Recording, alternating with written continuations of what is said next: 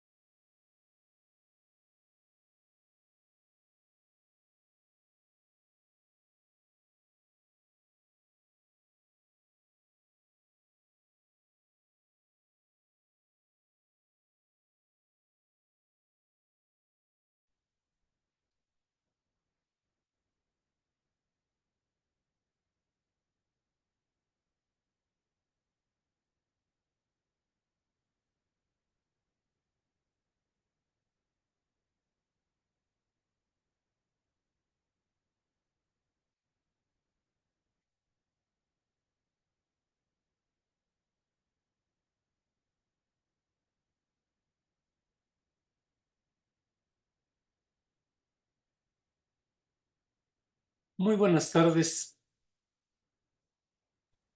Buenas tardes. Estamos muy bien. Buenas tardes. Bueno, vamos a continuar con la Buenas. conversación. Buenas tardes, Jaime. Buenas tardes. Tardes. Habíamos visto algunos ejemplos de formas de hacer campaña a partir de lo que estudiamos la vez pasada, que es cómo es la imagen tanto de nuestro candidato, nuestro líder o nuestro presidente, como la de sus adversarios. Vamos a ver unos pocos ejemplos más de lo mismo y vamos a seguir luego con la cuestión acerca de cómo se estudia la coyuntura, porque la estrategia es el juego de todos estos conceptos. O sea, normalmente cuando se hace una campaña de manera primitiva se empieza por el mensaje. Yo voy a un país y me dice el presidente o el candidato, he pensado ofrecer empleo. Le digo, ¿y cómo así? Que primero, ¿por qué? ¿Qué imagen tienes vos? El señor Serra, en Brasil, cuando hicimos la campaña de Marina Silva, tenía la imagen del médico más grande de Brasil y era abogado. Nunca fue médico. Pero para nosotros en la campaña era médico. Estábamos luchando con un señor que tenía la imagen del gran médico. Necesito saber cuál es tu imagen, la de los adversarios y todos los elementos que estamos viendo en este caso. Decíamos que hay cómo conseguir votos positivos, negativos, pragmáticos, Vamos a ver un ejemplo muy bonito de voto positivo, el de la última campaña de Lula da Silva. Lula es un personaje extremadamente simpático y es puros sentimientos. Yo fui a vivir en Brasil el 2009, 2010 para hacer la campaña de Marina. Estuve viviendo más bien ahí que en otros países y nunca vi a un presidente llorar tantas veces en la televisión como Lula. Por cualquier cosa se emocionaba, decía, "No, me da mucha pena dejar de ser presidente y esto y el otro". El discurso de posesión como presidente de la República la primera vez es un modelo de comunicación política. Tal vez lo veamos en otra clase dedicada a los sentimientos, pero Lula, ¿qué dice ahí? Dice algo que en realidad le pasaba. Él habría querido ser una persona con títulos académicos y estudiado y todo esto, y nunca pudo. Él fue un obrero metalúrgico. Y entonces, cuando llega presidente de la República, cuando va a jurar, dice: yo siempre he sido atacado porque no tengo un cartón, un diploma, y me han dicho que soy un ignorante, y que cómo es posible que un obrero ignorante sin un diploma, sin un cartón, pueda intentar ser presidente de la República. Bueno, esta noche recibo el primer cartón de mi vida y empieza a irse las lágrimas de Lula. Dice: porque el pueblo brasilero ha decidido darme este cartón, el del presidente de la República Federativa del Brasil. Y llora él y llora todo el Congreso, porque lo dice de forma tan emotiva, tan sentimental, que yo también he llorado viendo a Lula decir eso. Lula es alguien que transmite sentimientos todo el tiempo. No he conocido en mi larga carrera ningún presidente más popular que Lula cuando dejó el poder en 2010.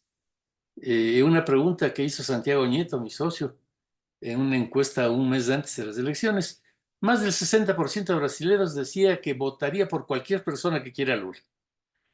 Lula tuvo un comienzo como un dirigente de izquierda agresivo, fue moderándose y fue convirtiéndose en un dirigente muy positivo más bien.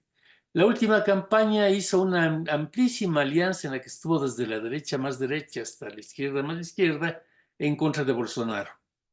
Y su spot de campaña símbolo, sin miedo de ser feliz, es una pieza hermosa de cómo pedir el voto positivo. Veamos de un momentito.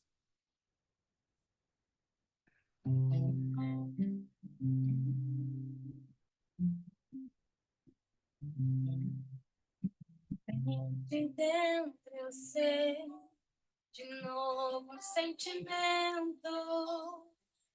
Por muito tempo esperei e o coração segue pulsando, sem medo de ser feliz.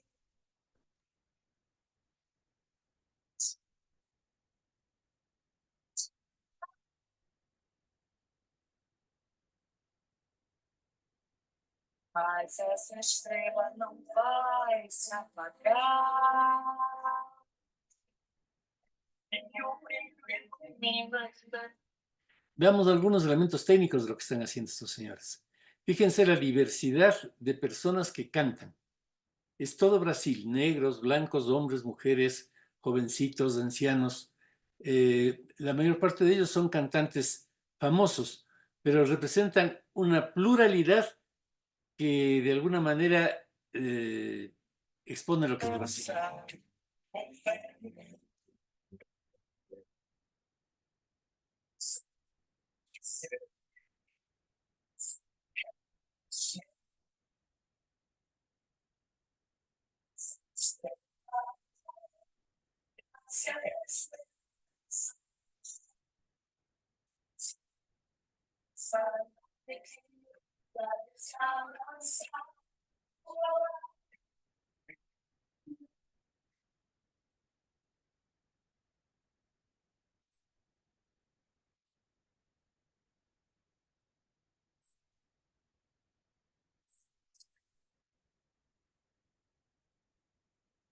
Esta Lula La es la canción con que se inició la carrera política de Lula y significa Lula allá.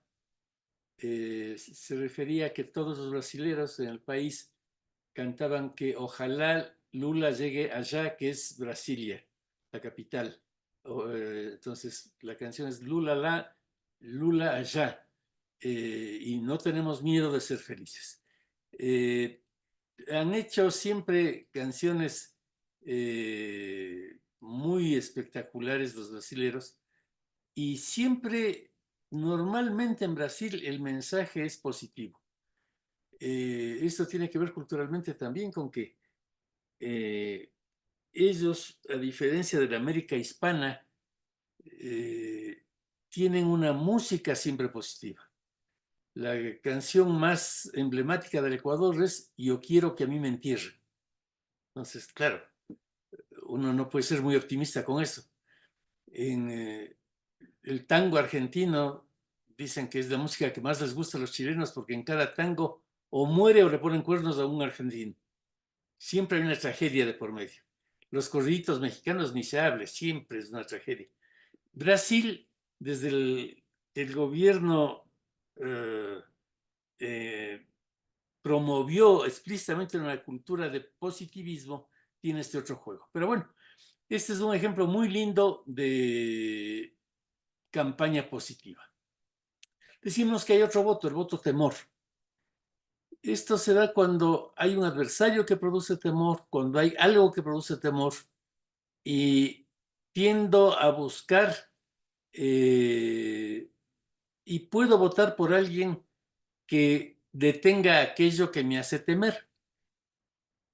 La campaña en la provincia de Buenos Aires de Francisco de Narváez del 2009 fue una campaña absolutamente espectacular desde el punto de vista técnico. Todo estuvo absolutamente medido al milímetro.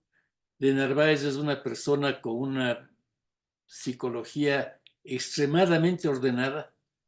Si con él usted queda en verse a las 10 de la mañana, es de las 10 en punto. Ni 10 y un minuto, ni 10 menos un minuto.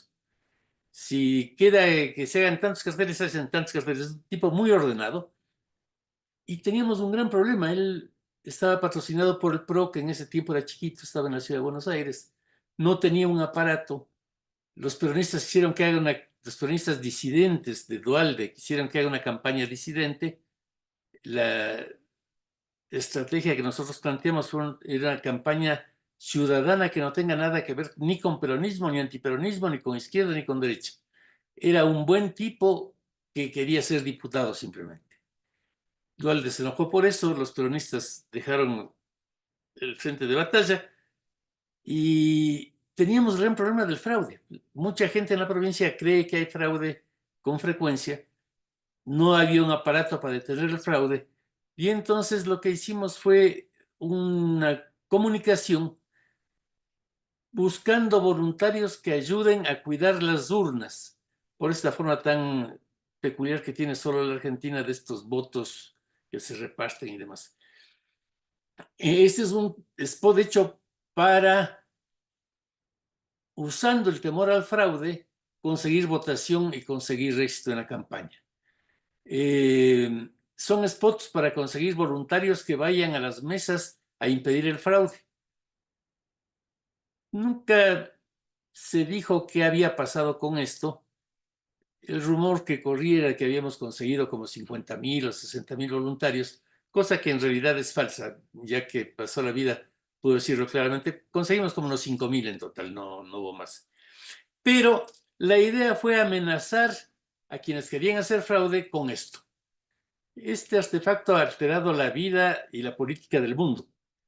Entonces, hicimos creer que había muchísimos voluntarios que iban a filmar a quien haga fraude. Y para eso se hizo este spot.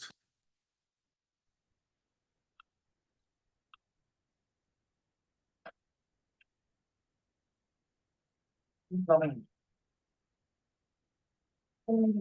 Los notados salen. Un momento. Los notados salen. Un día. Hola. Estamos buscando voluntarios para las próximas elecciones en la provincia de Buenos Aires. Estamos buscando voluntarios para fiscales en mesa. Ahora les voy a dejar unas tarjetitas.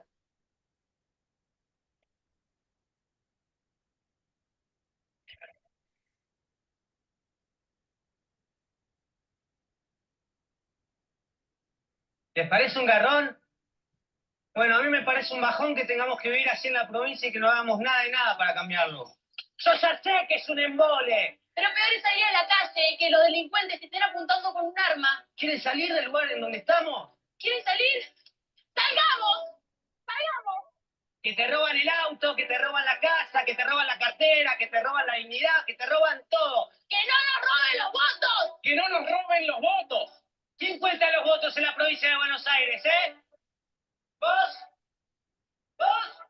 Ustedes tres que están ahí, ya los vi. ¡Nadie! Nadie, no. Los cuentan ellos. Siempre los mismos. Y los problemas son los mismos porque los políticos siempre son los mismos. ¡Contemos los votos! Les pido un día. Un día solamente.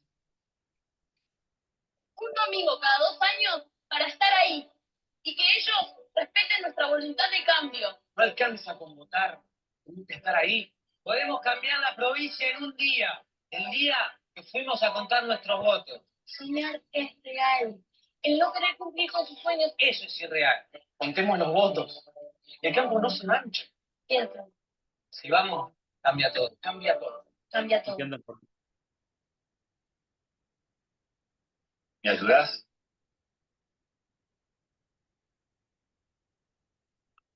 Un par de cosas, esto es un curso académico, técnicas. Siempre que nosotros participamos de una campaña en la estrategia, buscamos armar el mejor equipo. El publicista que hizo esto es el señor Ramiro Agulla, un gran publicista. Pueden encontrar en YouTube la campaña esta de Llama la Llama, que es un ejemplo de publicidad realmente genial. Pero todo, cuando nosotros participamos, exigimos que todo esté dentro de la estrategia, dentro de lo que es el motivo de este curso. Este spot estaba dentro de ese plan, tratando de impedir que haya el fraude o de asustar a quienes querían hacer fraude en la provincia. Y es un ejemplo de búsqueda de apoyo por temor a algo que parece malo. Ahora, siempre nosotros, es nuestra línea de la consultoría política. En la George Washington hay varias líneas. Esta es la que nosotros patrocinamos. Es una línea que parte de la gente. Nunca nos interesa lo que hacen los otros líderes, lo que dice el Círculo Rojo, lo que dicen los canales de televisión. Eso es un elemento más. Investigamos a fondo lo que siente la gente, no lo que piensa, porque la gente no vota por lo que piensa, sino por lo que siente. Y estudiando lo que siente la gente, tratamos de que el mensaje de nuestro candidato llegue a los electores. Hoy día vamos a ver cuáles son los electores que no están decididos a votar ni en contra ni a favor de nuestro candidato. Te lo mandé yo, por eso. Ah, te lo reenvié, sí. Alguien tiene prendido su micrófono. Esto supone algunas formas. Entre la etapa en que yo me formé en la comunidad profesional de consultores políticos en Estados Unidos y este tiempo, ha habido un derrumbe. La facultad en la que yo he enseñado durante más de una década se cerró incluso por eso. Tenemos cerrado el posgrado en español. Por favor, alguien tiene prendido su micrófono, lo puede apagar. Después donde hablas, seguimos de largo, que estamos ahí.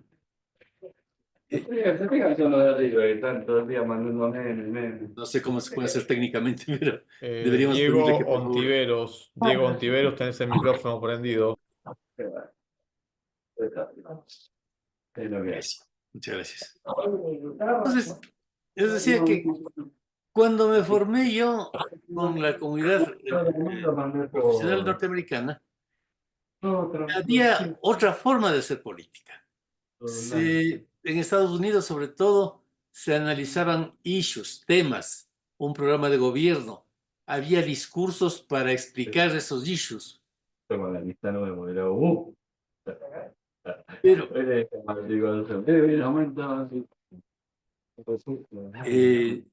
eso ha cambiado completamente desde la instauración del Internet. Lo que nos están esperando lo de evitar. Competitiva, pero no tanto, porque voy a decir, tiene 80 palabras. Alguien de la universidad está al mando por aquí, para que le diga a la persona que habla que por favor pare ese micrófono. Prolijo, Maxiconsumo y vienen con Jaguar repone, Tiberos. y Arco está entonado, porque después le llevo buena nube, le llevo acciones. Y Alvarí, viste, hace Castel y Vital quiere contar. Diego Ontiveros, ¿podés apagar tu micrófono, por favor? Gracias. Macro repuso. Están asustados. Profesor, usted tiene ahí como anfitrión seguramente la posibilidad de silenciar todos los micrófonos.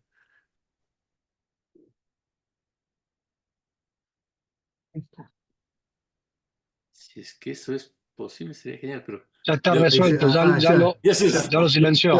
Continúe, Jaime, continúe. Buena cosa, gracias. Nos decíamos que antiguamente lo que había es la exposición de temas, de issues, sobre todo en la campaña norteamericana. Pasamos de eso a una cultura que no es la que a mí me gusta, pero es la que vivo. Actualmente los mensajes tienen que ser tremendamente breves. Estuve en un seminario en la Universidad de Stanford hace poco tiempo en donde había hecho muchas investigaciones sobre esto. Actualmente los directores tienen su celular, pasan los mensajitos con su dedo y lo que han comprobado es que si usted no logra que la persona que está mirando los mensajes se interese en su mensaje los primeros 5 segundos, perdió. Le pasan a otro mensaje. Ahora, en los primeros 5 segundos, ¿qué puede hacer? Puede decir, hola, soy Pedro Pérez, voy a ser candidato a diputado por la provincia. Bueno, ya le pasaron. ¿A quién le importa que usted sea Pedro Pérez? ¿A quién le importa que sea diputado? Es una discusión que se ha tenido en la academia, entre consultores, diciendo, bueno, entonces, ¿qué hacemos? Lo que queda claro a esta altura de la vida es que la forma de atraer no son palabras, es tener alguna imagen que el tipo ve y diga, ¿y esto? Y se quede viendo. Porque si usted utiliza solo palabras, la cosa se complica. Ahora, si usted utiliza un discurso que dura 5 minutos, puede estar seguro de que ningún voto va a conseguir. Porque no hay ninguna persona que esté indecisa capaz de escuchar 5 minutos de un mensaje político. Nadie. El que escucha 5 minutos de un mensaje político normalmente es un enemigo que está viendo cómo le encuentro a este tipo una falla para sacarle la cabeza. Y nada más. Entonces, si su mensaje, en vez de ayudarle, le va a ahuyentar votos, ¿para qué hace un mensaje de 5 minutos?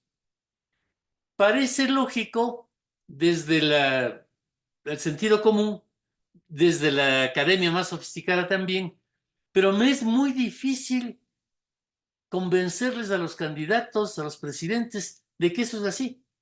Pero mira, es que yo tengo un plan que voy a presentar que es magnífico, con el cual los jubilados van a tener mejores... ¿Cuánto tiempo dura? 15 minutos. Digo, botarle a la basura. Para conseguir votos eso no sirve. Tal vez cuando seas presidente te sirva para gobernar, cosa que es poco probable, pero bueno, pongamos que te sirva. Para conseguir votos no, porque nadie te va a escuchar. Por otro lado, los políticos tradicionales siempre creen en una vieja escuela que hubo en Estados Unidos, la del rational choice, fue una escuela del siglo pasado en que decía, los electores son racionales y escogen por quién votar. Entonces el elector ve si es que Milei tiene un mejor programa de gobierno, o es Patricia Bullrich, o es Sergio Massa, y después de escoger lo que le conviene, tiene un rational choice, escoge racionalmente. Bueno, eso está recontra comprobado que no, porque el que se dé tiempo para leer o estudiar los programas de los tres candidatos solamente puede ser un fanático que ya está decidido por algo.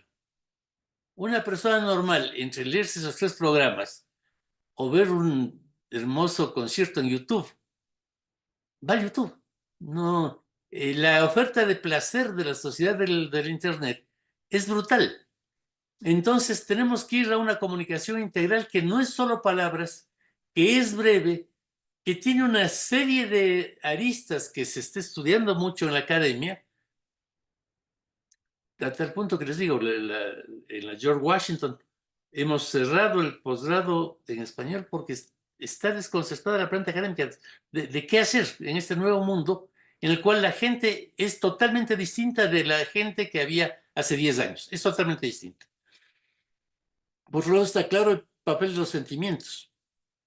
Importan los sentimientos, no importan los contenidos. Cuando un candidato va a la televisión y habla en la televisión, o cuando da un discurso, que es mejor no dar discursos, pero bueno, si lo da, tiene que saber que el contenido no puede representar nunca más del 20% de lo que comunica. Entre 12 probablemente. Pero bueno, digamos que 20. El 80% solamente tiene que ver con la forma en que se presenta. La forma. Si está vestido de una u otra manera, si sonríe o no sonríe, quiénes le acompañan, el contexto, etc. Y entonces, más importante que enumerar los temas de su programa de gobierno es expresar sus sentimientos del candidato. ¿Por qué quiero ser presidente? ¿Qué quiero hacer como presidente? Y expresarlo mejor si es que es sin palabras. Pero bueno, puede ser aunque sea con palabras. Veamos el típico mensaje del candidato tradicional, Guillermo Lasso, 2021, candidato a la presidencia de la República del Ecuador. Esta es la primera vuelta. Guillermo en la primera vuelta sacó 19% frente al 36% del candidato correísta con el que competía. 19 a 36, se quedó hecho pelota. Y nosotros asumimos la conducción de la campaña en la segunda vuelta para tratar de ganar las elecciones a pesar de esa derrota descomunal de la primera vuelta. ¿Por qué se da la derrota enorme en la primera vuelta? Por esto. Guillermo es una persona muy formada, dueño del segundo banco más grande del país.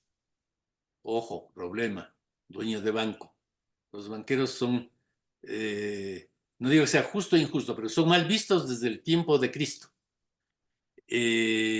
Rico, por tanto debería huir de escenarios ricos, de esa silla, ese terno, esa corbata, del tono de un gerente. Y debe hablar de cosas que le interesen a la gente y no del futuro de la patria. Veamos un pedazo del spot de Guillermo, que fueron los spots de la primera vuelta. Después vamos a ver la vuelta de la campaña de él, porque es un ejemplo de campaña absolutamente loca con la que ganamos la presidencia de la República en la segunda vuelta. En 6 semanas le dimos vuelta y de 19 subimos a 52. Pero no hicimos ni una oferta, ni le apoyó ningún político, ni le apoyó ningún partido, incluso a su partido lo sacamos de la campaña, haciendo exactamente lo contrario de lo que vamos a ver un ratito aquí. Esto es la vieja política que no hay que hacer. Queridos ecuatorianos, hoy es el último día del año, un año que ha marcado la vida de todos, que cambió nuestra forma de compartir, En el estudio que les contaba de la Universidad de Stanford, ya ahorita le habrían cambiado de programa. Ya no le verían más. ¿Quién diablos le importa, queridos ecuatorianos? No es algo que interese. Interactuar, de trabajar, de vivir. La pandemia y la crisis económica han golpeado a las familias ecuatorianas. Más de 700.000 ecuatorianos han perdido sus empleos. Miles de emprendedores a lo largo y ancho de nuestra patria tuvieron que cerrar sus puertas y postergar sus sueños. Miles de ustedes han sentido el inmenso dolor por la pérdida de familiares y de amigos que no pudieron soportar la enfermedad y fallecieron. Sé que tienen mucha incertidumbre. Podríamos oír 15 minutos más de este discurso, pero perderíamos asistentes al curso con eso. Ya no estamos acostumbrados a ese juego. Esto hacían los políticos antiguos y les parecía bonito, y la gente no tenía nada que hacer. Cuando yo estudié filosofía en la ciudad de Mendoza, en la Universidad Nacional de Cuyo, ¿qué hacíamos los estudiantes? Yo vivía en una pensión. Jugábamos truco, tomábamos mate, alguna vez íbamos al cine, pero No sabés dónde tengo otra cerca, decime y voy, no tengo drama. no había nada que hacer. Queridos ecuatorianos. ¿Vale? ¿Estará abierto ahora? Sí.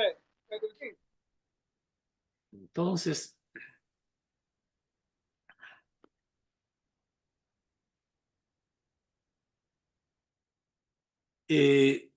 pongo otro ejemplo que es el opuesto. Es la campaña presidencial de Macri, en la que todos los contenidos eran brevísimos y no referidos a temas de fondo, sino de sentimientos simplemente, a cosas que comuniquen al candidato con la gente. Quiero ser presidente porque me importa.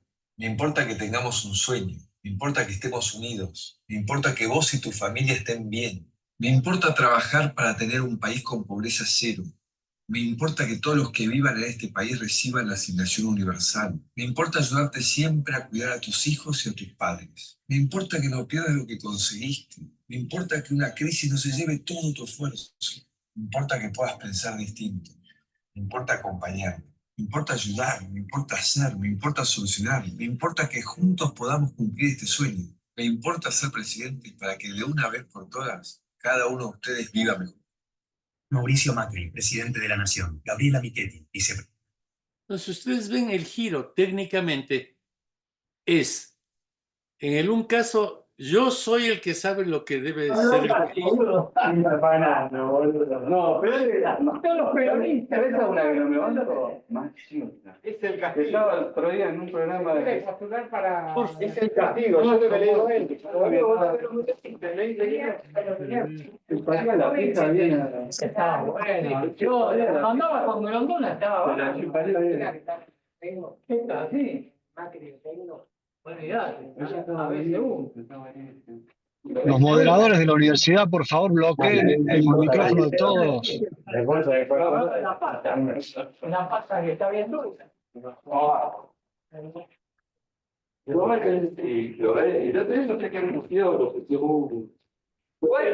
Mira, yo estaba en Mar del Plata. No saben la política, la red. Estaba todo el también durmiendo en la casa, en la plaza Colón. No, la pico,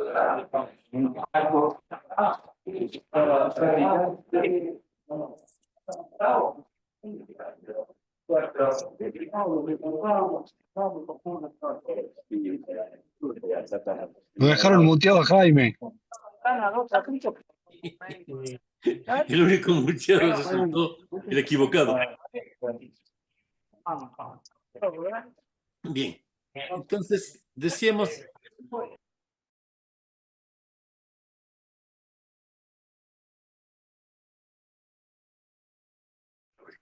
No se lo escucha.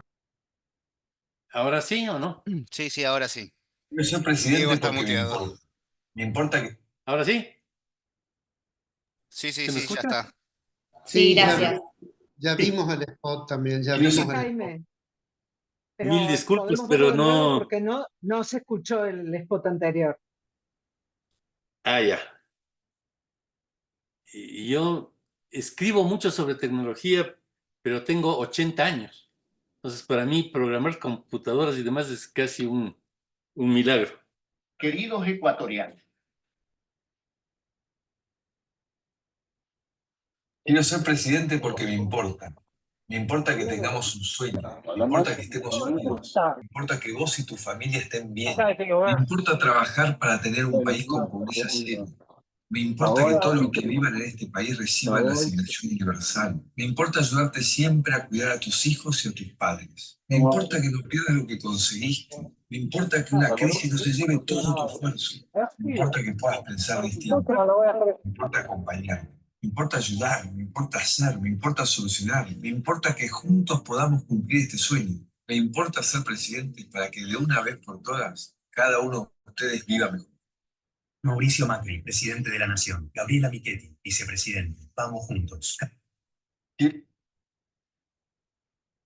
definitiva, como les decía, metodológicamente se trata de que el uno es una persona que sabe a dónde va el país y yo les hablo a ustedes desde mi pedestal. Hay esa división entre yo y ustedes. Yo el que sabe, ustedes los que no saben. Eso funcionó hasta que asomaron las computadoras y la web.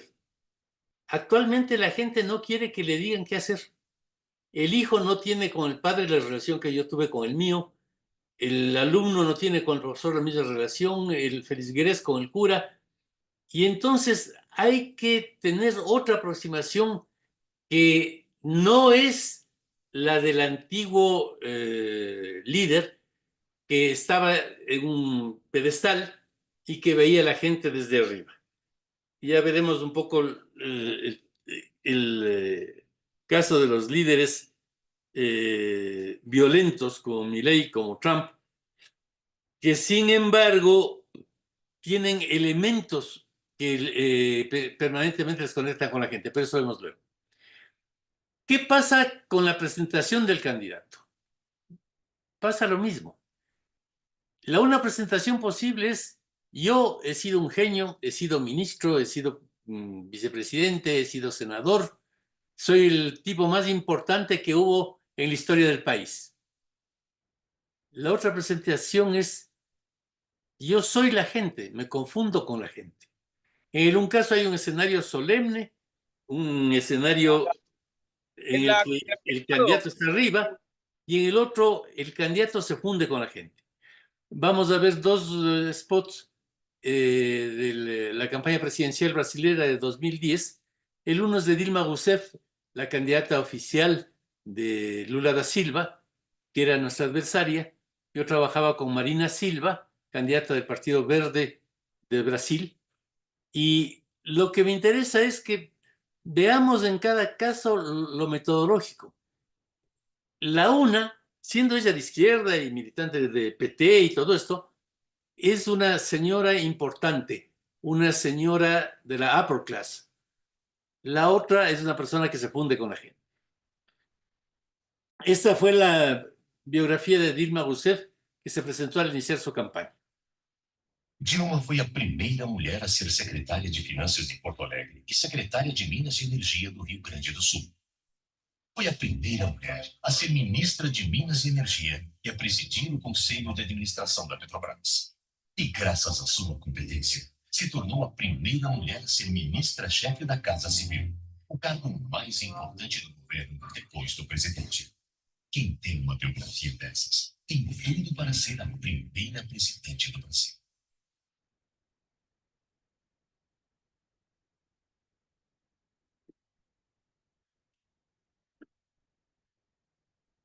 Tenemos ahí a Dilma, una mujer que ha sido muy importante, que ha tenido un gran currículum. Veamos lo que hicimos nosotros con Marina Silva, que fue presentar la biografía de Marina Silva, pero contada por personas, no por ella. Entonces, cada persona de estas dice que es Marina Silva.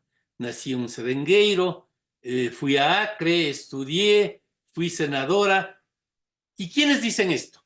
Las personas que según las encuestas estaban en los targets que podíamos trabajar con más facilidad. Es decir, Marina tenía posibles votos entre jóvenes, estudiantes, intelectuales, porque la propuesta suya era ecologista.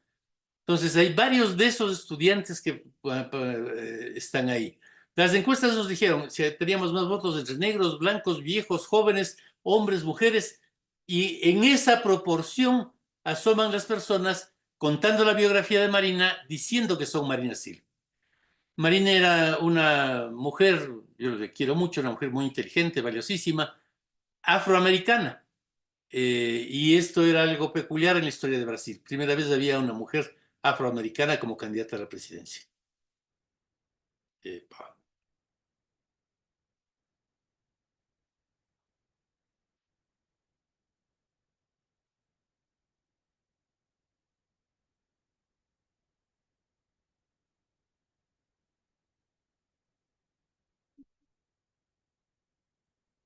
É muito importante que você conheça a vida de cada candidato. Por isso eu vou contar a minha história para você.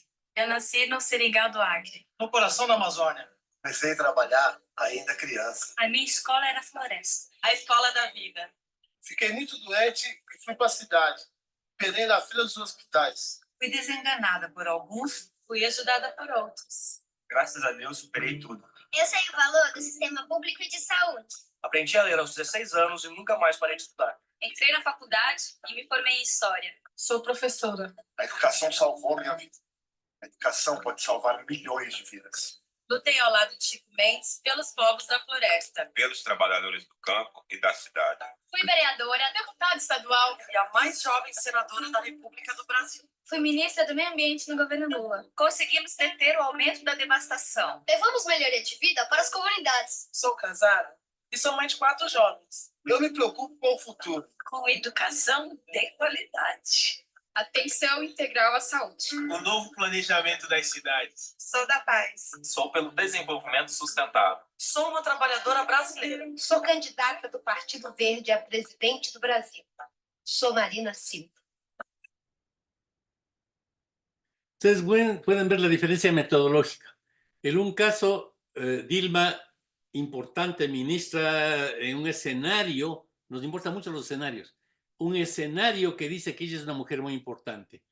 Nosotros con Marina presentando a una mujer que está con la gente, es la gente joven, negros, blancos, viejos de Brasil que le apoya. Entonces, son dos perspectivas distintas. Ahora, una campaña debe ser coherente. Nosotros con Marina siempre hicimos esto. Nunca le vieron ustedes a Marina ni siquiera aparecer con una joya, un anillo. Porque ella es así, además. Es una mujer que salió de la selva a los 16 años y usa como adornos pepitas de la selva. Adornos con elementos de la selva, porque ella es una mujer de la selva. Pero la coherencia tenía que ser total. Con esta Marina que es sencilla, se comunica con la gente y es la gente. Finalmente, ¿por qué hacemos estas cosas? Porque la vieja teoría de la rational choice era el de que la gente vota con su cabeza, vota escogiendo propuestas. Y lo que hay toda una escuela de la consultoría que sabe que la gente vota con el corazón, con sentimientos ante todo. A usted le puede parecer muy inteligente un candidato, pero si le cae mal, no vota por él. No, es un pesado, es un... o crea cualquier cosa, este es un bandido, este es un loco. Votan por el candidato gracias a los sentimientos que produce. Y eso debe saber usted cuando hace la campaña y cuando hace la estrategia. Los sentimientos que debe provocar en los electores para que ellos voten por su candidato. Vota también por el hígado, los resentimientos. Yo recuerdo, estábamos haciendo una campaña en México y conversábamos con un ministro del presidente Fox.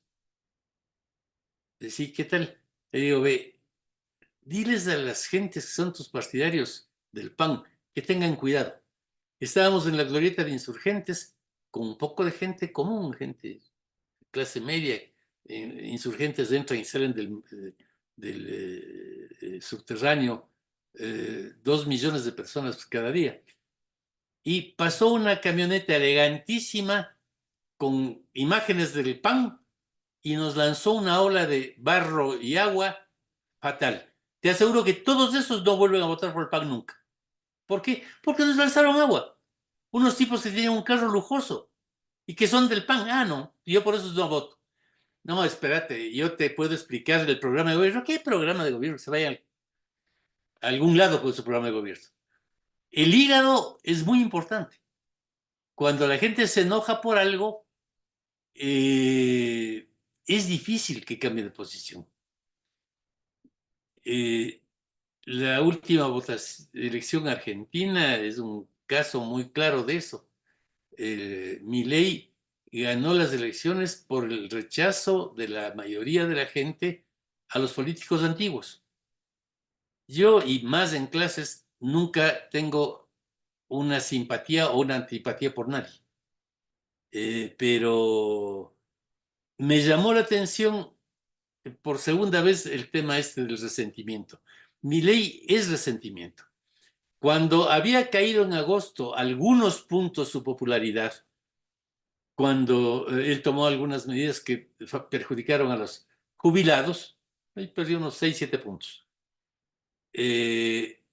Hubo esta manifestación de solidaridad con las universidades en que asomó de pronto en un balcón Cristina Fernández, asomaron algunos dirigentes del PRO, del radicalismo, a criticarle.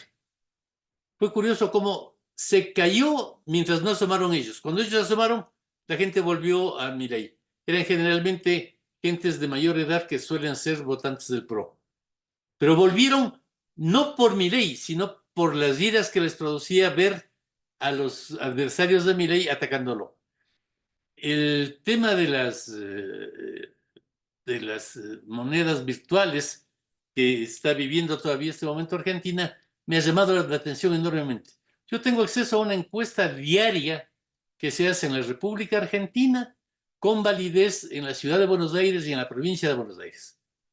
Todos los días se hace esa encuesta y yo tengo acceso a esos datos. Claro, pertenezco a la vieja generación. Me parecía que si alguien se ve envuelto en un escándalo de ese estilo con la Bitcoin, no es una Bitcoin, es una moneda virtual, pero que iba a tener una grave afectación, y sobre todo por un tema técnico. Estos son temas que los viejos no entendemos mucho, pero los jovencitos sí, y la base electoral de Milei es joven. Entonces dije, esto le va a afectar directamente a su base electoral. Va a tener una gran caída. Si ustedes ven este libro mío, El arte de ganar, vayan a la página 150 y ven lo que está pasando este rato en Argentina exactamente. Porque hay gente vinculada a mi grupo que está en el gobierno y que son los que piensan las estrategias. ¿Qué se hace cuando su presidente o su candidato tiene un problema descomunal? El armar el caos.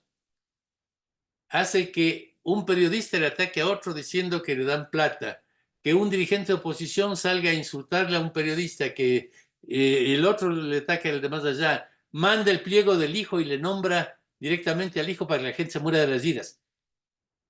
Eso es una técnica que se usa para quitar el protagonismo a un problema que es difícil de manejar.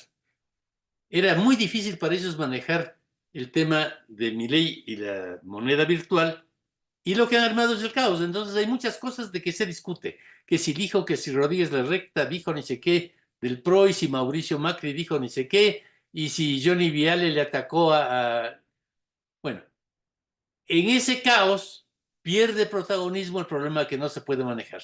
Es una técnica, está descrita en este libro mío en detalle, pueden ustedes ver el libro, cómo se hace, qué se hace, ¿para qué? Para usar los resentimientos. La gente ve estas peleas, estas cosas, y se distrae y se olvida de lo que está pasando.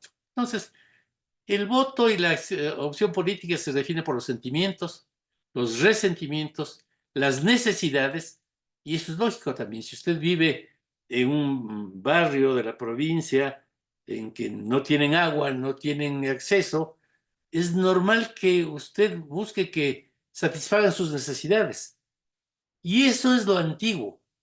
Modernamente no es tanto eso. son otras necesidades a las que nos vamos a referir en detalle en este curso, que son necesidades de otro estilo, pero de todas formas necesidades.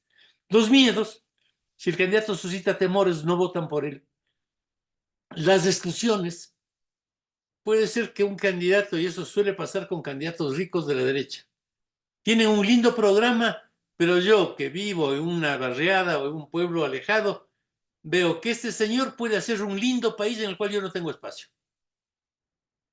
Es un país para ellos, para los ricos. Y entonces no voto por él, porque yo lo que quiero es mi espacio.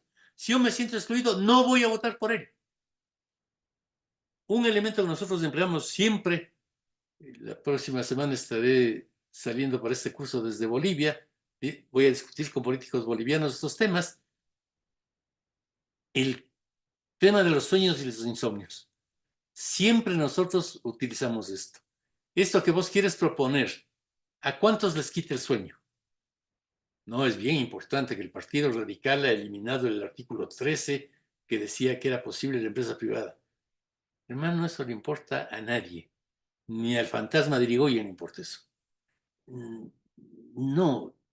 Tienes que hablar de algo que quite el sueño a la gente, que produzca insomnio a la gente. O que le permita soñar, que le permita pensar que su hijito será un economista famoso, será un gran periodista. Ese sueño puedes tú ayudar a que sea realidad. Ahí le interesas al elector, su sueño.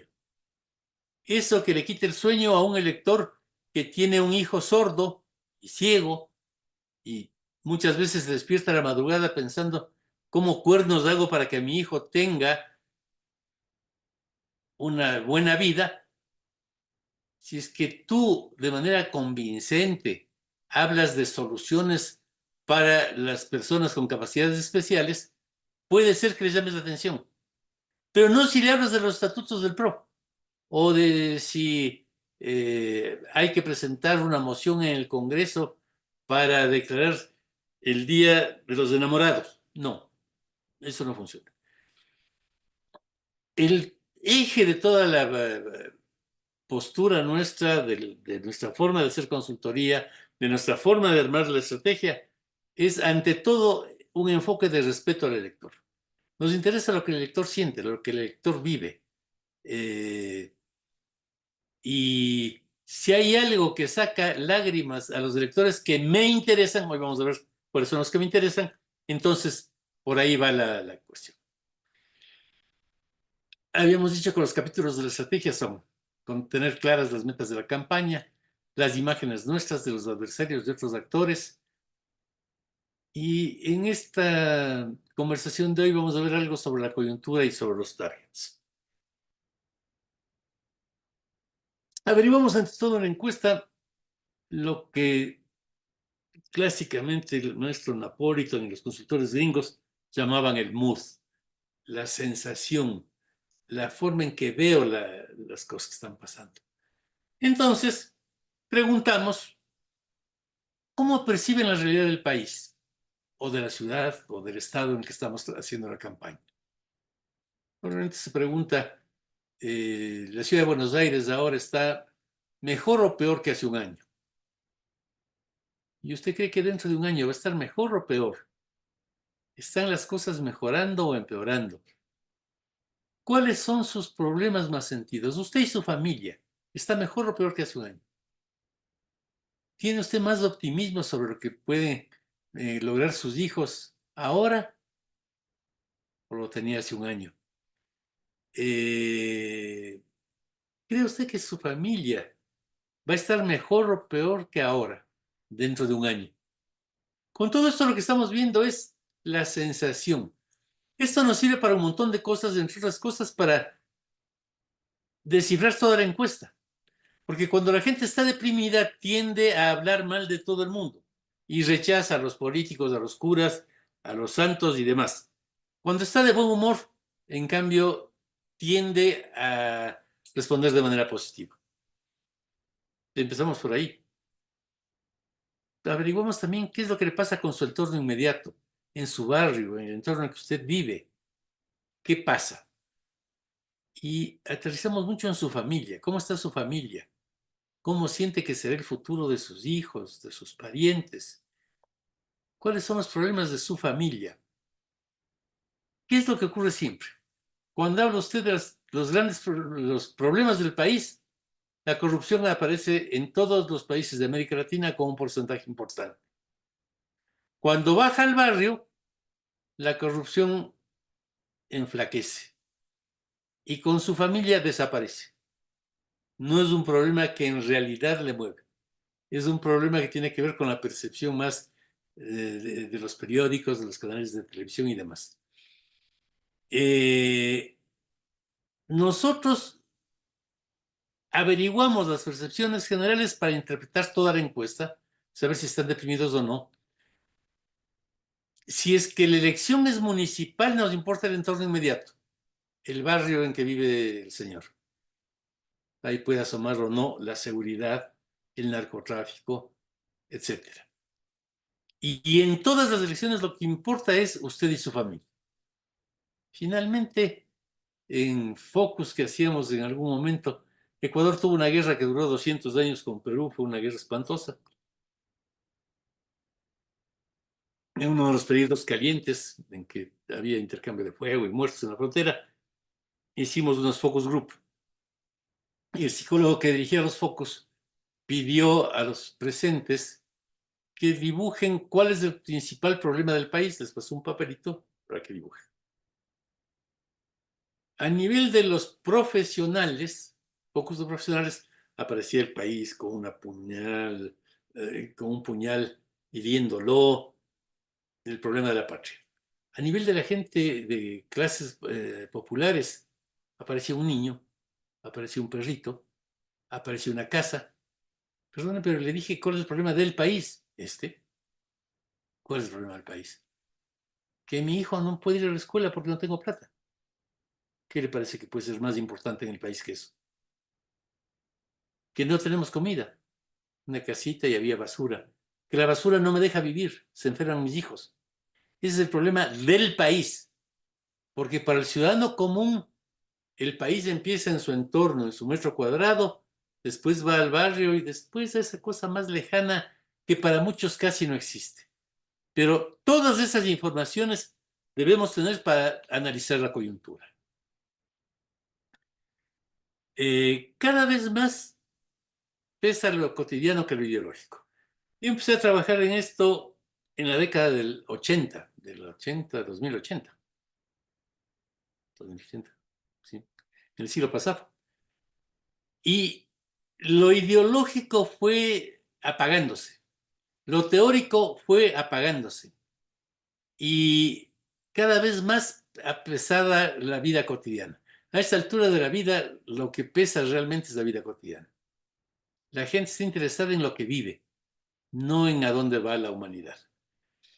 Hay que saber todo lo anterior también porque una campaña negativa no funciona si el ánimo es positivo. Es como que usted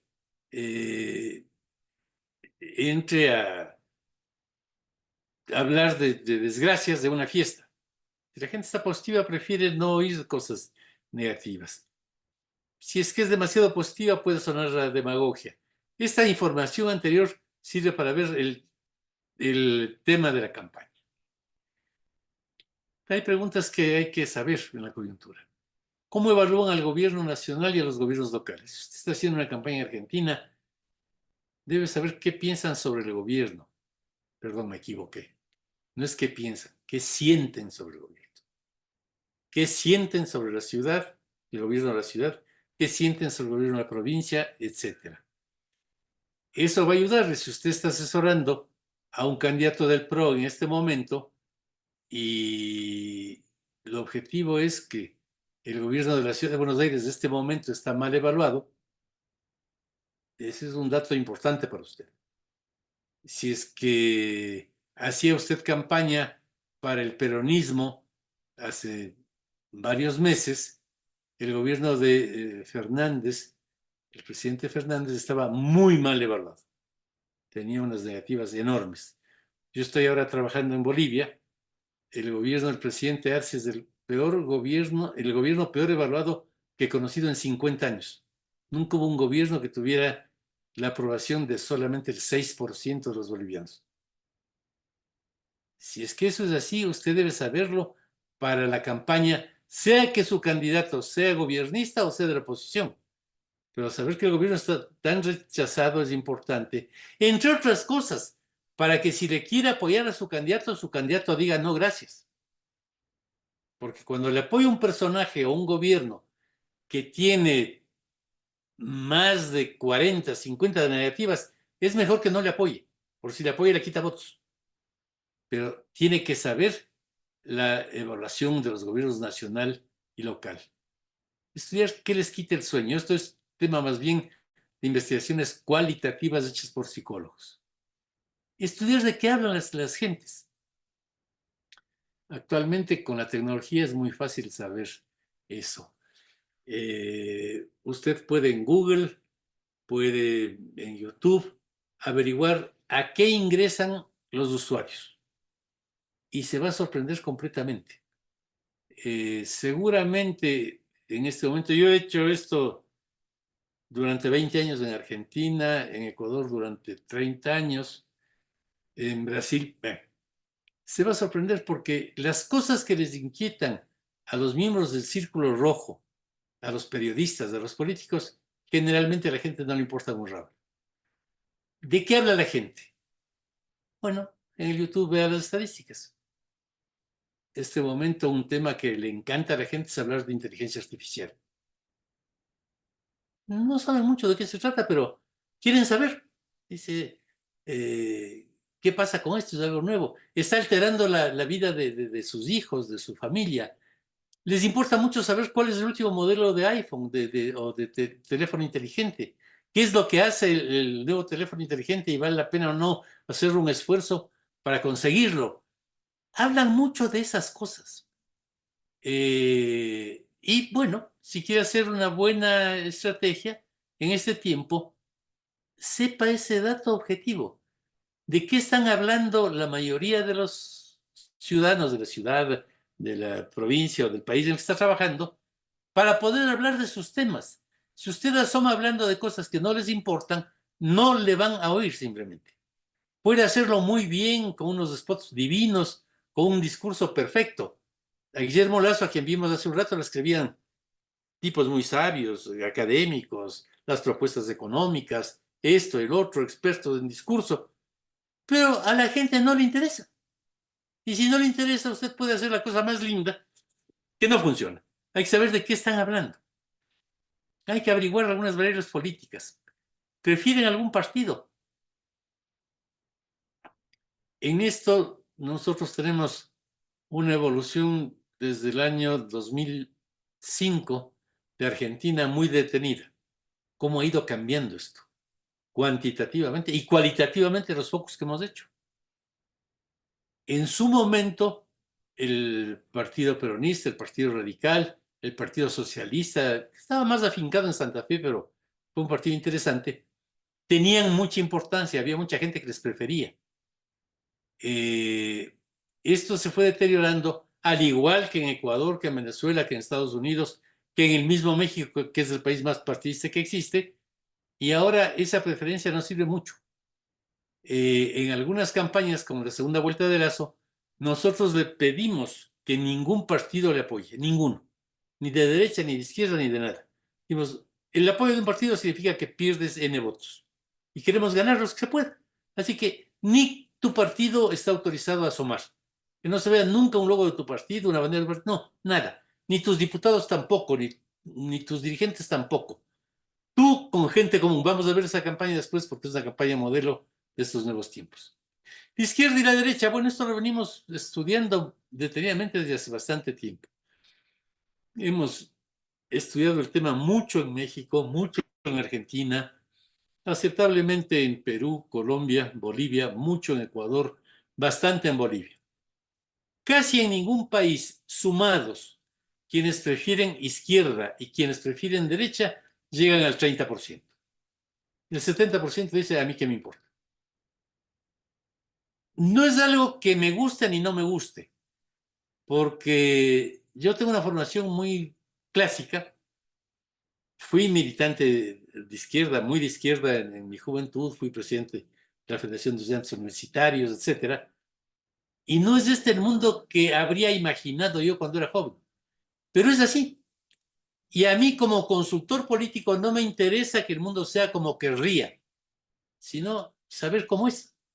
Para, sabiendo que es así, ver cómo me comunico. Actualmente el tema izquierda-derecha no tiene ni pies ni cabeza en ningún lado. Incluso yo diría en Estados Unidos. Estos extremistas de derecha que han tomado el gobierno actual terminan pactando con Putin y con Chávez en contra de María Corina Machado y de Zelensky. ¿Qué son? ¿De izquierda o de derecha? Hacen el saludo nazi en Alemania. El partido de Le Pen sale de la convención conservadora en Estados Unidos porque le parece que son demasiado nazis, porque varios de ellos saludan con su brazo en alto. ¿Qué son? Todo se confundió, no hay tampoco una lógica de izquierda-derecha. Sí hay en la mayoría de los electores en todo lado una pulsión fuerte hacia el futuro. La gente quiere pensar en el futuro y no le importa mucho el pasado. En mi formación académica, yo hice un doctorado en historia y amo la historia. Amo la historia. En esta biblioteca en la que vivo, como ustedes verán, en este departamento hay un poco de más de 18,000 libros, y buena parte son de historia, porque adoro la historia. Pero a la gente no le interesa. Y entonces, un señor que debería ser un poco más culto, como Trump, se propone anexar Groenlandia a Estados Unidos cuando es una posesión dinamarquesa, danesa, desde hace 1000 años. Antes de que los europeos otros lleguen a América, ya Groenlandia era danés. Y la Iglesia Católica Romana creó una diócesis en Groenlandia en 1210, antes de que Estados Unidos se piense que podía existir. Pero Trump, como no sabe de historia ni le interesa, dice, no, vamos a recuperar Groenlandia. No, los daneses que vivían en Groenlandia les llamaban Vinland, la isla de Manhattan, y más bien ellos podían reclamar la isla de Manhattan porque estuvieron primero. No, son cosas que no tienen sentido. La historia no les interesa a la mayor parte de estos líderes de la nueva generación, y a la gente tampoco, pero está muy fijada en el futuro. Todo el mundo quiere saber cuál es la última AP que ha salido, quiere bajarla en su teléfono, quiere saber qué hacer con la inteligencia artificial, tiene una enorme curiosidad por un fenómeno que también yo creo que es importante. La revolución tecnológica es tan brutal que, sobre todo con los últimos cambios en cuanto a la computación cuántica y a la inteligencia artificial, está claro que el mundo que estamos viviendo se acaba en unos 5 años más a lo mucho. Se acabó este mundo. Ya no, nada será como es. Pero la gente está fijada solo en el futuro y el pasado no le interesa. Al efecto práctico de este curso, poner demasiado énfasis en la historia y reclamar que usted está reviviendo el pensamiento de Hipólito Yrigoyen, o de Perón, o de Velasco Ibarra, o del general tal, no tiene sentido. La gente no se fija en eso, no le interesa. Hay otra dicotomía entre establecimiento y oposición. Se ha puesto de moda estar en contra del establecimiento. No digo que esté bien ni que esté mal, yo nunca valoro nada. A mí personalmente no me disgusta. Pero la verdad es que actualmente, si usted es un político con un gran currículum, lo que tiene es un gran prontuario, no un currículum. Si usted es un cura, sí, seguro es pedófilo. Si usted asoma con un coche nuevo, seguro que es narco. Hay una reacción contra todo lo establecido descomunal. Y en esa reacción, son encuestas que hemos hecho recientemente en la República Argentina, mucha gente dice, sí, tal vez Milei esté loco, pero prefiero un loco y no un corrupto como eran todos los demás. Yo creo que eso es injusto. Conozco a muchos políticos argentinos y los conozco muy bien.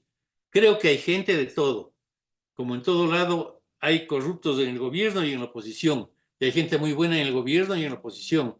Y hay gente muy buena entre los ateos y entre los católicos y entre los musulmanes. Pero ahorita cualquier cosa está mal.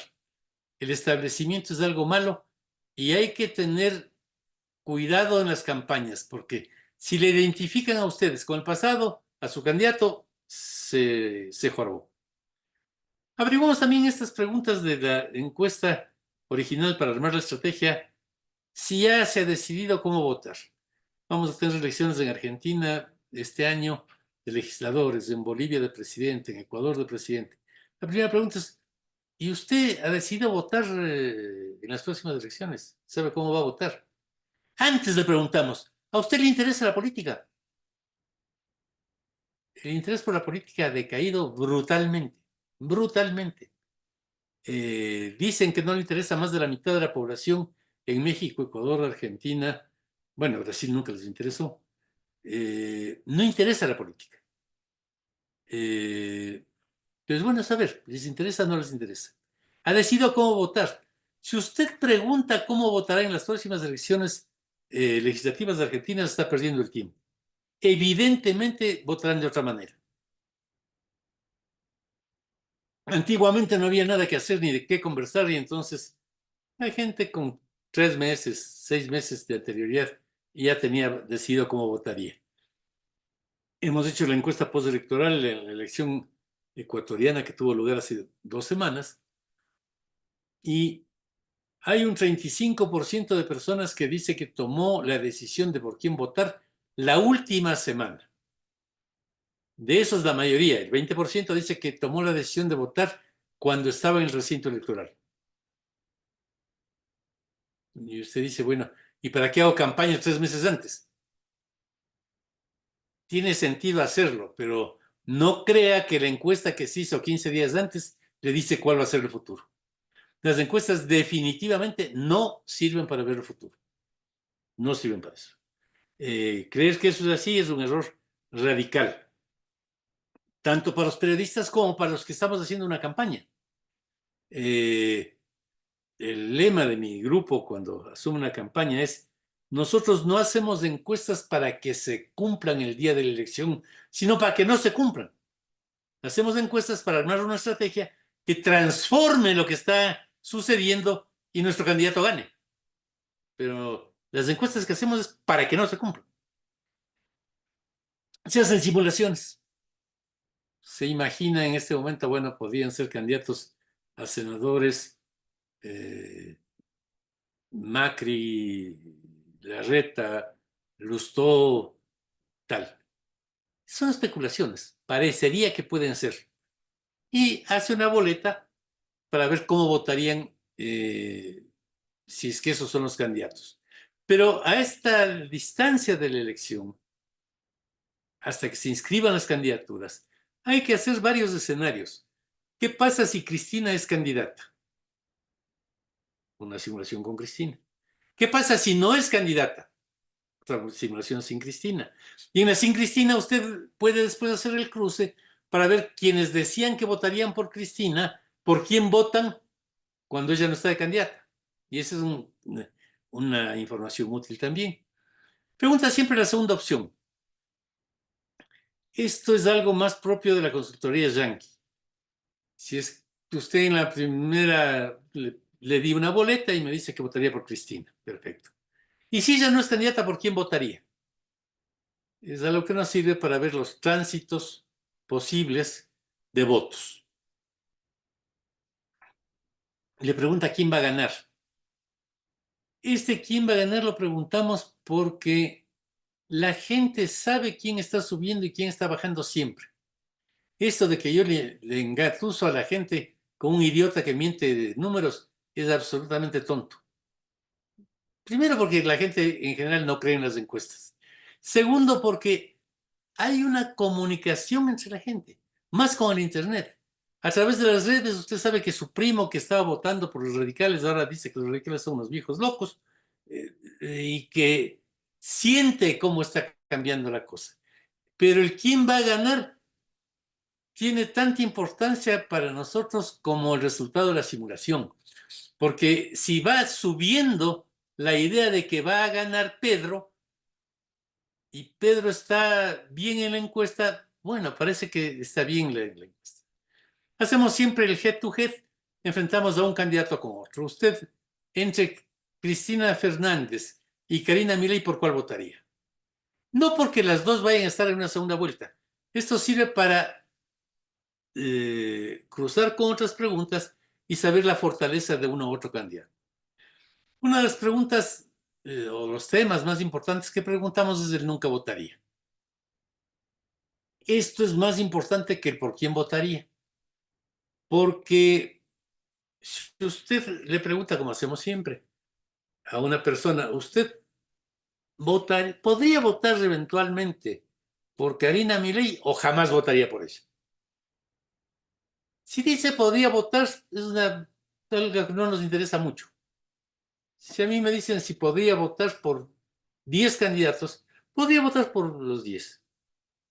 Pero cuando el encuestado dice jamás votaría por esta persona, está tomando una actitud agresiva en contra de ese candidato. Y es más difícil que lo haga. La evolución del nunca votaría es muy importante y nos sirve para hacer una cosa que vamos a ver después, que son los modelos. Pero esto lo preguntamos de una y otra manera. Para saber cuál es el techo del candidato. El nunca votaría te da el techo. Estos que dicen que nunca votarían son el límite hasta donde puede crecer el candidato.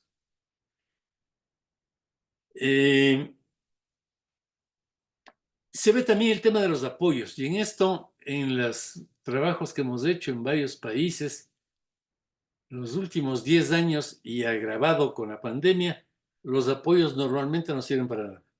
Son bien peligrosos. Cuando nos hicimos cargo de la campaña de Guillermo Lasso en el 23, la primera condición que ponemos como técnicos y que enfurece a los políticos es que nadie te apoye. Nadie. Ningún partido, ningún político importante, ningún alcalde, nadie.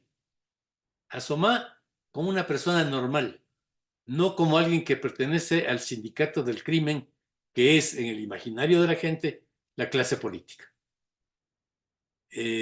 Ahora, hay apoyos con los que ha habido discusión en esta elección ecuatoriana. Nosotros discutíamos con el candidato al que hemos aconsejado. Decía, tal partido que es el más importante que ha tenido el Ecuador en el siglo XX me quiere apoyar. No es una buena idea. No, no, no. Que no te apoye.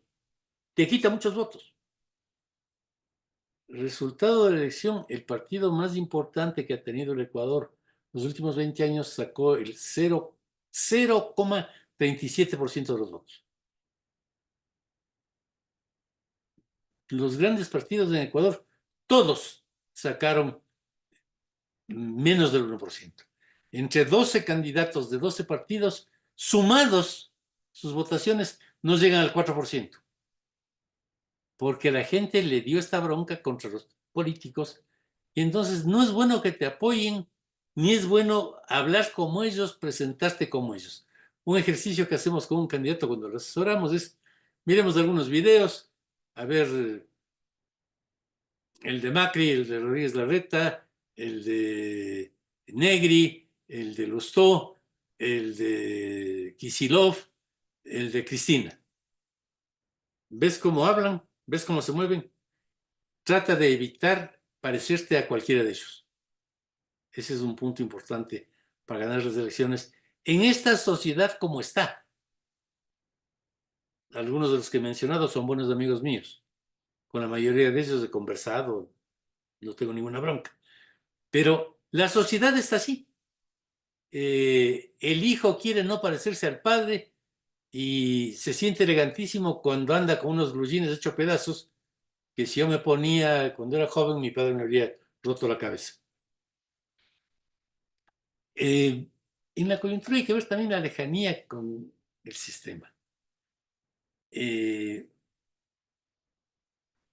Hay gente a la que se le ve del sistema. Y hay no es un tema de edad. Hay jóvenes que están viejísimos. Hay jóvenes que están viejísimos. Y hay viejos que son muy jóvenes.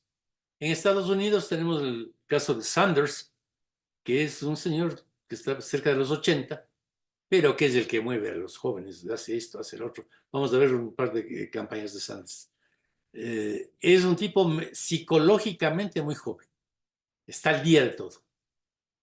Y hay que tener una distancia con el sistema. Gladwell, que es uno de los grandes autores que yo permanentemente leo, su libro David y Goliat es un libro maravilloso que enseña mucho qué hacer en la política y en la vida. Dice, la política finalmente es solo psicología. El resto no importa mucho. Es un tema psicológico, de cercanía, de identidad, con el cual usted consigue los votos o consigue poder gobernar. El tema no es solamente la pobreza. Hay algo que se cruza más fuertemente, que es el reconocimiento. Hay personas muy ricas en todos nuestros países. En Argentina un poco menos porque es un país menos clasista. Pero en Ecuador, México, Perú, Colombia, Chile, que son mucho más clasistas, hay gente que es muy rica y la gente importante no les da bolilla. En la Sierra Ecuatoriana, si usted no tiene un apellido de alcurnia, puede ser millonario que no le invita a las fiestas de la aristocracia. Eso produce una bronca espantosa en gente que ha trabajado toda su vida, ha hecho su dinero lícitamente, tiene fortuna, supone que debería tener reconocimiento y no siente que le reconoce. Eso que pasa con ricos que no tienen reconocimiento, pasa también con gente pobre, con las clases menos afortunadas. A veces les da más bronca el desprecio que les expresan los ricos o la clase media alta que la falta de dinero. Entonces hay que tener un cuidado enorme, porque a veces en un país que está psicópata por la economía, como es Argentina, creen que todo es economía, y los seres humanos no somos tarjetas de Excel, somos algo mucho más complicado. Somos seres que lloramos, soñamos, nos reímos, y eso no registra el Excel. Necesitamos reconocimiento, necesitamos identidad. Vamos a ver hoy día un par de cosas de estas. El problema en Ecuador con los indígenas es ese. Han sido despreciados por la oligarquía blanca española durante siglos. Y entonces son extremadamente sensibles a cualquier gesto pequeñito que haga el candidato. Yo he visto cómo se viró en contra de la votación de toda una parroquia cercana a Quito, porque el candidato no saludó a los líderes indígenas cuando los visitó. Les hizo así con la mano. ¿Cómo? Este blanco hijo de puta cree que nos saluda así porque somos indios. Pues no, vamos a votar todos en contra de él. Y no es porque son pobres, es porque se sienten despreciados. Y es una de las cosas peores que a usted le puede pasar. Pasaba lo mismo con algunos grupos, minorías, que lograron felizmente que se logren reconocer sus derechos, como los homosexuales, los indios, los negros, que también lo que se sentían es despreciados ante todo. Hay algo muy importante que tenemos que medir ahora, que son las pequeñas utopías. Cuando yo fui muchacho, creíamos algunos que vendría una sociedad perfecta, que será la patria de toda la humanidad, la sociedad comunista. Otros creían en la democracia. Y pensábamos en grandes conjuntos que desaparecieron. Ahora lo que hay son pequeñas utopías. Yo cuando hablo con políticos, sobre todo, les digo siempre, antes peleábamos por una enorme frazada para cubrirnos con ella. Ahora es una frazada de retacitos. Hay personas, he estudiado mucho en México esto, hay personas que pertenecen a un montón de sociedades que están luchando para que no haya plástico en el Golfo de México. Y les interesa eso. les interesa la vida, la ecología, odian el plástico. Y más allá de eso no les importa mucho si usted es de izquierda, de derecha o lo que sea, no, el plástico. Otros están luchando por la vida en la Sierra Tarahumara, otros están luchando por los derechos de las mujeres, otros por los derechos de los homosexuales. Cada grupito tiene su pequeña utopía. La cuestión es medir estas pequeñas utopías, cómo se arman y cómo usted hace una mayoría sumando minorías. Pasó eso por primera vez en la política norteamericana cuando estuvo la campaña del presidente Clinton, que hizo eso. Clinton en su campaña, estuve en una reunión maravillosa cuando se inauguró el presidente Clinton, una reunión de la Asociación Americana de Consultores Políticos, en que habían identificado 80 targets. Me acuerdo, uno de ellos era los negros de Nueva York. Era un target. Los homosexuales, otro target. Hicieron campañas dirigidas completamente a esos targets, sumando el resultado de la atracción a esas minorías, terminaban ganando. Entonces es una colcha de retazos la que se hace. En la antigua oposición izquierda-derecha hemos ido a esta multipolaridad, a estos distintos temas que dividen a la gente, y ahora está de moda hablar en contra de la cultura woke, cosa a la que le daremos más espacio en otra reunión. Veo que son las 6:26, por tanto, bueno, 6:26 de acá. Son las 8:26 y ya se nos ha ido la clase, no me había dado cuenta de eso. Había quedado con la universidad en que no sea tan charlatán y que empleemos los últimos 15 minutos para preguntas. Así que más bien corto ahorita aquí, seguimos la próxima clase con esta exposición y si alguien quiere hacer alguna pregunta, bienvenido. Buenas tardes, yo tengo una consulta para hacer, dos consultas en realidad, aprovecho, ya que estamos. La primera, en cuanto a la variable cercanía que vimos en la clase pasada, quería saber si esta variable opera con igual intensidad y con las mismas características cualquiera sea el electorado, es decir, si es en Estados Unidos, en Europa y en Latinoamérica. Y la segunda pregunta, no sé si la digo ahora o espero luego la respuesta. Sí. Bien, la segunda sería, ¿dónde entra la funcionalidad del candidato en la elección? ¿Cuál es su relación con la identidad del mismo y cuál moldea y predomina sobre cuál?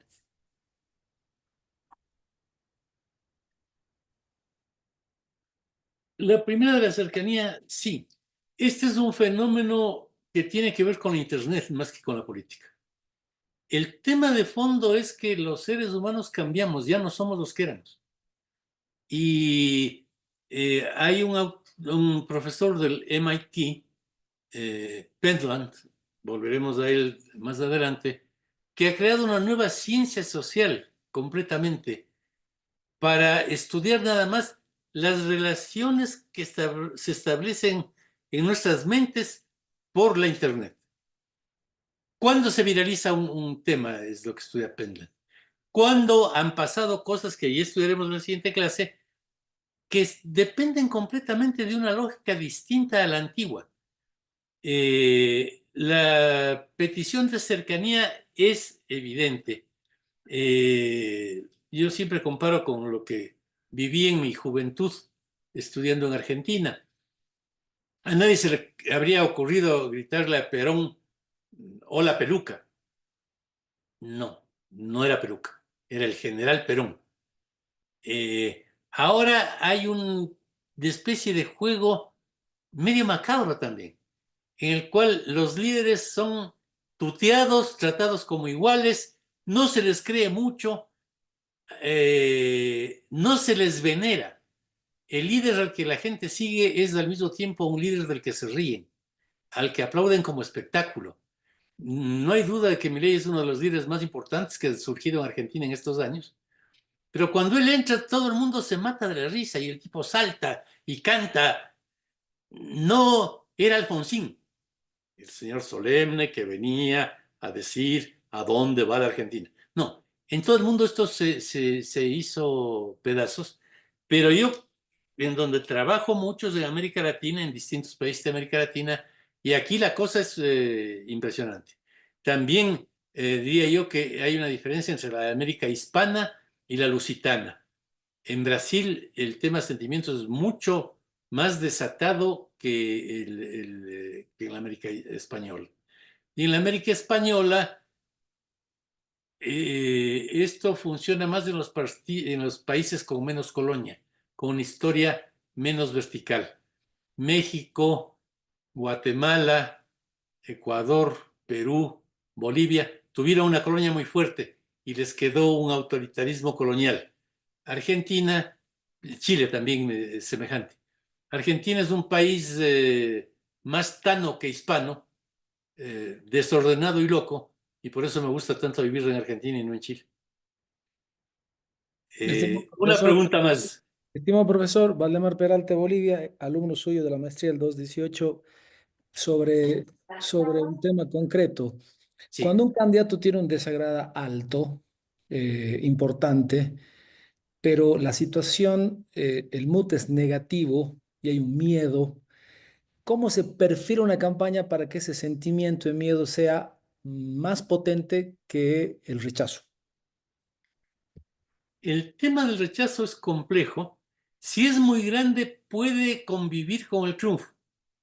Si usted ve que usted no está aceptado como persona, como líder, de pronto mantener su desagrado puede servir. Este es el anticandidato. Pero normalmente hay que bajar el desagrado. Cuando empezamos a trabajar nosotros con Mauricio Macri en el 2005, tenía 65 de desagrado. Con eso era completamente imposible llegar a la jefatura de gobierno de Buenos Aires. Había que bajar cuantitativa y sobre todo cualitativamente el fenómeno, porque no es que tenía desagrado, sino que le detestaba. Había un gentío que le detestaba a Macri. Y si hay esa actitud, no hay remedio. Hay que bajar la intensidad y también el número del desagrado. Próximamente, la próxima semana, saldré con este curso desde Bolivia, así que un gusto saludarle al amigo boliviano que habló. Doctor, buenas tardes. Primero felicitarlo por las clases, son muy enriquecedoras. La pregunta va dirigida, en la diapositiva anterior, mencionó que hay que tratar de evitar los apoyos, los endorsements, pero hay casos o hay algunas elecciones, por ejemplo las de medio término, donde muchas veces los gobiernos se ven tentados a posicionar al candidato como el gobierno, como un plebiscito para la gestión. ¿Es esto aconsejable o qué estrategia aconsejaría en ese caso? Todo depende de los números. Si el gobierno está muy popular, puede ser correcto. Si el gobierno está impopular, es incorrecto. Y no hay que fiarse mucho de la lealtad de los electores. La gente hoy día le alaba y mañana le patea. Entonces, hay que tener mucho cuidado y si es que es posible, lograr que el candidato suyo tenga méritos propios que pueda flotar, aunque las cosas se compliquen. Una pregunta más. Hola Jaime, muy buenas tardes, ¿cómo estás? Un saludo Hola. desde Quito. Soy muy fan tuyo. Tengo todos tus libros, pero no encuentro El arte de ganar. Mi pregunta puntual es, ¿dónde puedo encontrarlo? ¿Estás en Quito? Sí. Bueno, fíjate que estás con suerte. Te dejo en la portería de mi edificio. Yo vivo en la González Suárez 598, en el edificio Torres de Guápulo. Yo te dejo un ejemplar porque justo hoy me llegaron 10 ejemplares. Muchísimas gracias. Ok. ¿Cuánto cuesta? Es un obsequio. Ay, muchísimas gracias. Muy amable. Noelia, quería decir algo. Buenas tardes desde Bolivia, aunque vivo en Argentina. Le quería preguntar esto. Usted explica que hoy los candidatos o la gente actúa por su sentimiento, ¿verdad? También explica lo de la cuestión de las campañas de publicidad más parecido a una publicidad y a una actuación por parte del candidato sin un contenido de propuestas que puedan servir, digamos, como para la vida diaria. ¿Cómo sería el análisis de usted respecto de cómo esos candidatos después muchas veces no pueden sostener un segundo mandato o tener, digamos, o cuando se van, que la gente los recuerde o quiera volver a votarlos, digamos? Pues yo veo eso al menos, ¿no? Que sucede tanto con Macri como con Noboa ahora. O sea, no es que tienen... Distinto fue lo que pasó con AMLO, por ejemplo. ¿Cómo? Les pasa a la mayoría de los candidatos. Yo lo que le preguntaba era... Ajá. AMLO es un caso muy especial. Yo he tratado mucho con AMLO, he estado en varias de sus campañas. Él logró vender que era un mexicano común. Y algo que en el extranjero no entendían, me decían, pero qué tipo pelotudo, ¿no? No tiene tono de orador, no es solemne. No, porque así no son los mexicanos comunes.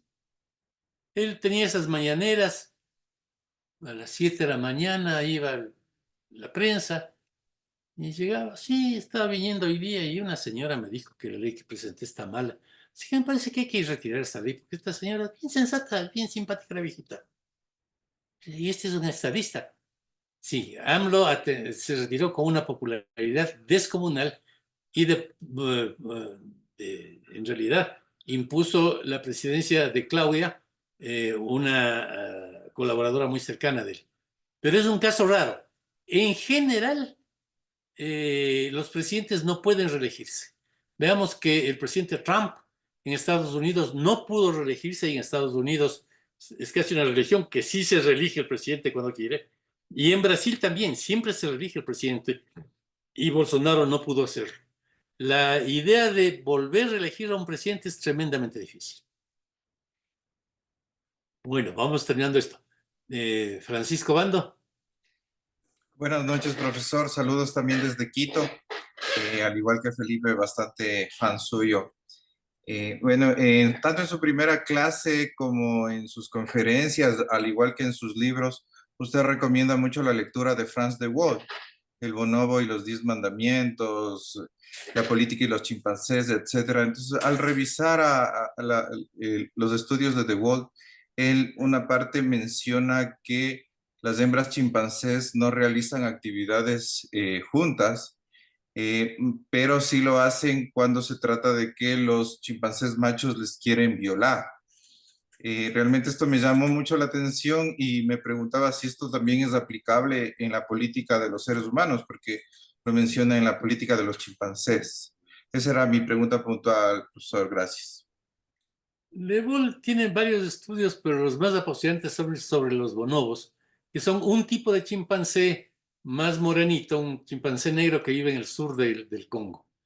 Este chimpancé tiene actitudes absolutamente humanoides en términos del respeto por los ancianos, por los niños, el sentido de propiedad, el sentido de justicia, al punto que De Waal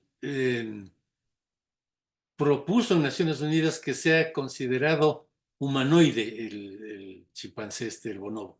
Es muy lindo el libro de él y en el Instituto Max Planck de Alemania se han hecho una serie de otros experimentos también con otros simios y también con otros animales que se ha descubierto en los últimos años que tienen muchas actitudes humanoides. O sea, la distancia entre nosotros y los otros animales no es tan grande como creíamos, y a la inversa, para hacer campañas electorales y para hacer política, yo me fijo mucho en estudios sobre animales, porque llegando a los bonobos, usted llega más fácilmente a los electores.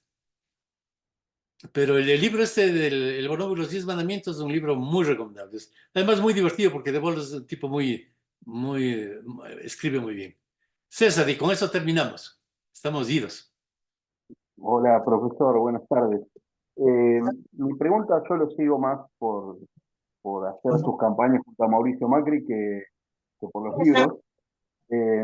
Y yo lo que noto, ¿no? Que creo que también le va a pasar a Milei, es que todos creen que este candidato puede replicarse, ¿no?